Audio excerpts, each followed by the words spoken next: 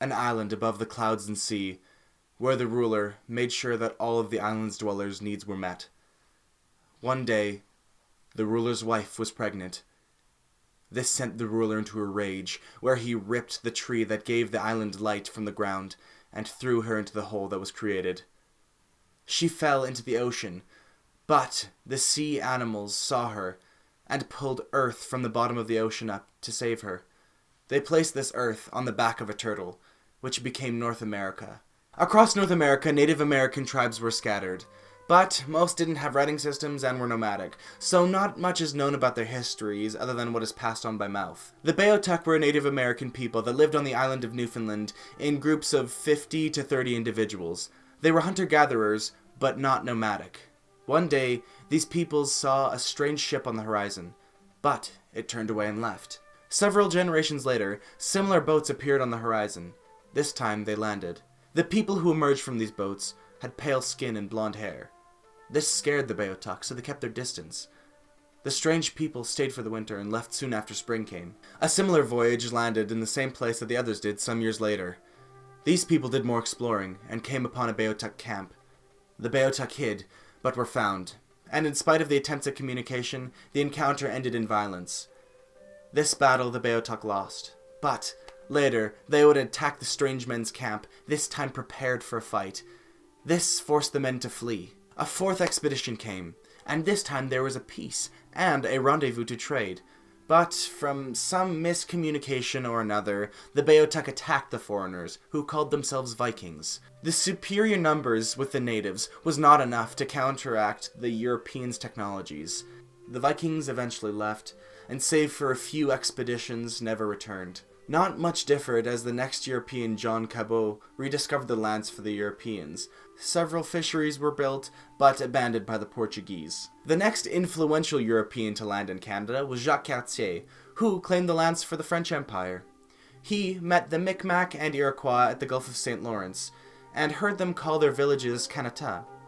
He interpreted this as the name of the lands, so he called it Canada. Jacques returned twice more, and on his third voyage he began to colonize the lands around the St. Lawrence River. This new settlement in Iroquois lands angered the tribe, so they attacked, killing many settlers, which forced them to abandon their new homes. Several more attempts by many were made to settle the lands, but most of them failed in the same way. Trading between the French and Native Americans continued, and the goods were so profitable that Samuel de Champlain, another Frenchman, attempted at another settlement.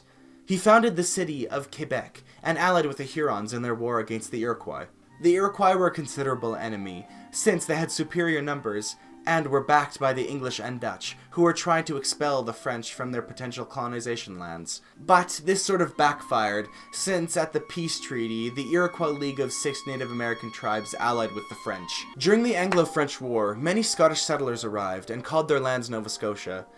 This was only a pipe dream for where the Scottish were free from British rule, because their lands were abandoned soon after. We're going to take a little detour and look at the Hudson's Bay Company, which was founded after Prince Rupert of the Rhine funded an expedition into lands that Native Americans talked about as having superior fur to the St. Lawrence River. After returning from their expedition with success, the King of England gave the Hudson's Bay Company monopoly over the region that they found, if they kept bringing the furs back to England. The adventurers named the lands that they now owned Rupert's Land, after the man who funded their expedition. Several small wars erupted between New France and the 13 colonies, which resulted in the conquest of Acadia. Then the 7 Years' War erupted, where, after the Battle of the Abraham Plains, Quebec was owned by Britain. Then, at the Treaty of Paris, all of New France was seceded to Britain. Soon after, the American Revolution began, and American forces marched upon the city of Quebec. But the British forces were able to fend them off and deter them from further invasions of Canada. But at the peace treaty, the colony of Canada lost all of its territories south of the Great Lakes. Now, alongside the Napoleonic Wars in Europe, the Great Migration of Canada began, where a large influx of immigrants flowed into the country. Another war began between the British and the Americans, known as the War of 1812, where British-Canadian forces burnt down the American White House. During this war, there were several attempts by the Americans to invade Canada, but due to the British having strong alliances with the Native Americans, they were fended off. Following this, the Canadians took a page from the American book and rebelled against the British. There were two separate revolutions, one in Upper Canada and one in Lower Canada. I know Upper Canada is below Lower Canada. It doesn't make sense to me either. These rebellions challenged British rule in the New World, but the short-lived Republic of Canada was defeated by the English. The Canadians began their long trek to independence when they received the title of Dominion rather than colony, the first British colony to receive this title. A Dominion was defined in the Balfour Declaration as an autonomous community within the British Empire, equal in status, but in no way subordinate one to another in any aspect of their domestic or external affairs, though united by a common allegiance to the Crown, and freely associated as members of the British Commonwealth of Nations. This title allowed for the first Canadian Prime Minister to be elected, Sir John A. Macdonald, who oversaw the building of the Pacific Canadian Railway and the RCMP, or as it was known then, the Northwest Mounted Police. These police were originally formed to fend off American encroachment upon Canadian territories from their lands in Alaska. They were also used to tame the Wild West of the Albertan Plains. And with the establishment of this railroad, Canada saw another influx of immigrants, mostly Ukrainians, who were promised free lands in the territories of Alberta and Saskatchewan. Now the Canadian government passed an act that made it mandatory for Native American children to go to schools. These schools were often so far from their homes that they had to live there, and their parents only saw their children during the summer months. The goal of these schools was to civilize the children, whose parents often had strong ties to their culture and heritages, which was deemed uncivilized by the government. Now the Great War erupted, and Canada, being a British Dominion, was forced into the war alongside Britain.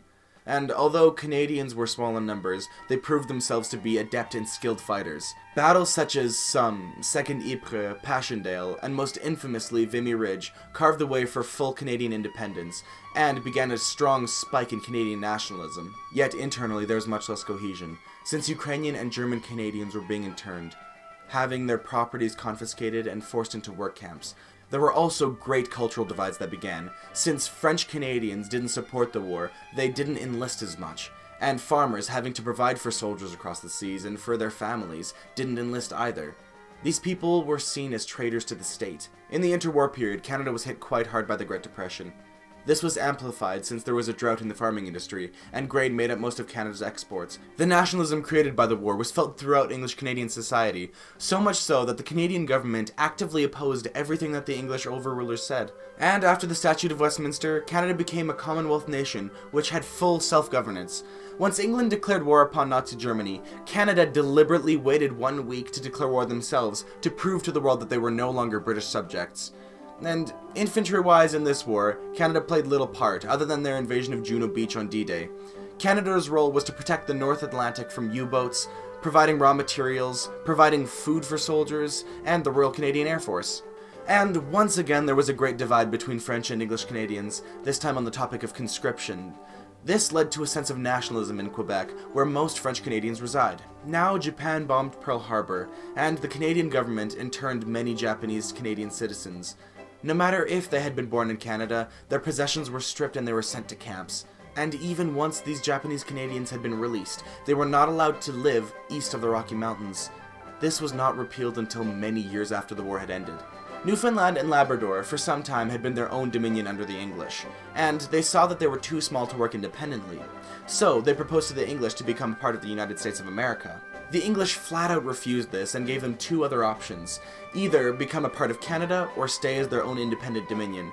And after a short referendum, Newfoundland and Labrador became Canada's 10th province. Quebec's sovereignty began to gain steam in a period of time known as the Quiet Revolution, where the Quebec government distanced themselves from the rest of Canada. This self-segregation led to a rise in popularity of an independence group known as the FLQ. The FLQ exploded around 100 bombs across Canada and kidnapped a Canadian government official. In response to this crisis, the Prime Minister at the time, Pierre Elliott Trudeau, enacted the War Measures Act, which allowed for the government to limit rights and freedoms of Canadian citizens. This is still a highly controversial topic among Canadians till this day. In a passing interview, the Prime Minister was asked how far he would take the military action in Quebec and how far he would take this act.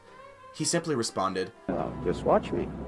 By the end of this crisis, the Canadian government official that was kidnapped was killed, and the FLQ headquarters raided by the Canadian military. Soon after, the Oga crisis began, where the Canadian military stood off against the Native Americans of the Mohawk tribe, who were protecting a historical burial ground from the planned expansion of a golf course. After an over 2-month standoff, the Native Americans got their demands and restricted the expansion of the golf course. Due to the Oka crisis being one of the first Native American issues to be highly covered by the media, it brought Native American issues to the forefront of Canadian politics. And soon after, the final residential school was closed. Quebec soon held a referendum for their separation from Canada. The independence movement lost by a slim percentage of votes, with a 49.4% of voters wanting to leave. The current Canadian government, under the Prime Ministry of Justin Trudeau, is being covered in a shroud of controversy, since Justin is attempting to pardon the Canadian company SNC-Lavalin from being sued on grounds of bribery and corruption. There is 2 different angles that this situation can be looked at from. On one hand, the Canadian Prime Minister sees the amount of jobs that this company supplies for Canadians, and on the other hand, the Prime Minister undermining the judicial system with executive means.